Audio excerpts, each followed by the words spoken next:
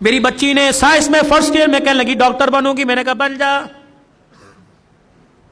پہلا دل کالج سے آئی اور پھڑ پھڑ کرتی پھرے، اتفاق سے میں بھی گھر تھا، میں نے گھر والی سے کہا، میں نے کہا اس کو کیا ہوا؟ وہ کہ مما آپ کو، میری وہ بیوی کے، میری بیوی کے، آپ تو خود کہہ دے۔ میں نے کہا بیٹے بتا، بڑا میرا لاڈ ہے، پیار ہے۔ میں نے کہا بیٹی کیا بات ہے؟ کہنے لگی بابا میں نے برقع نہیں پہننا۔ اللہ اکبر، یہاں تیر لگا کہ عبدالحنان صدیقی کے گھر میں بغاوت۔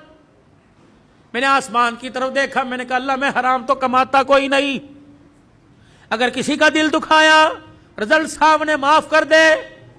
میرے بیٹی سے کہا، میں نے کہا بیٹی کیا بات ہے؟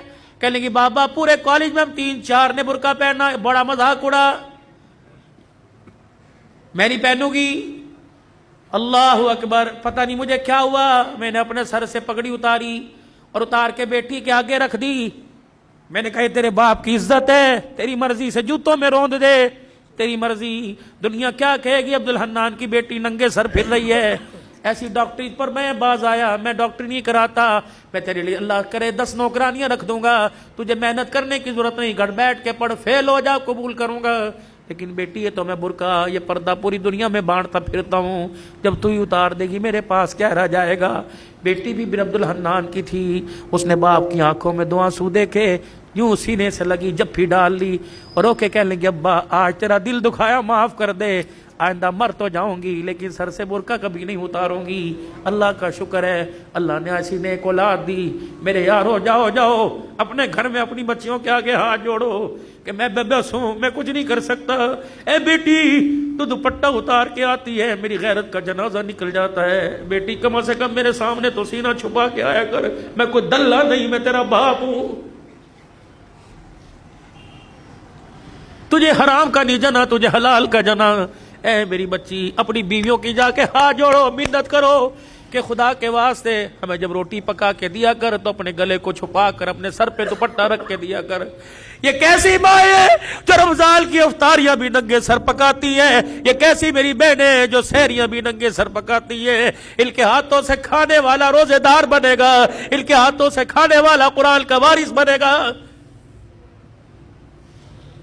دل کے پھپھولے جل گئے سینے کے داغ سے، اس گھر کو آگ لگ گئی گھر کے چراغ سے، کہاں جائے کس کے ہاتھ پر اپنے ارمانوں کا لہو جا کے تلاش کرے۔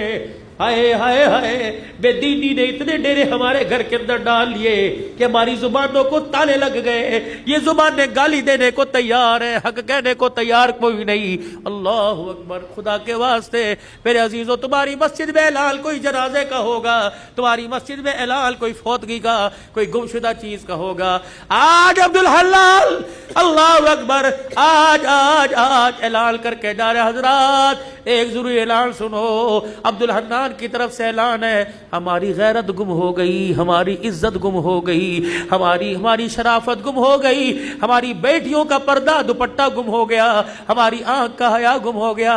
خدا کے واسطے کسے ملے تو ہمارے گھر میں واپس لوٹا دے، ہمارے گھر خالی ہو گئے، ہمارے گھر جہنم بن گئے۔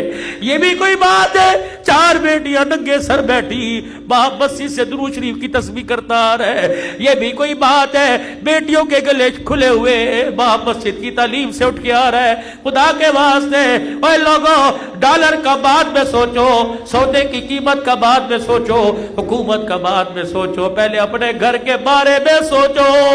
یا اپنے گھر میں آیت کریمہ پڑھو، اپنے گھر میں سورہ یاسین پڑھو، صلاۃ الحاجت کے نفل پڑھ کے سجدے میں پڑھ جاؤ۔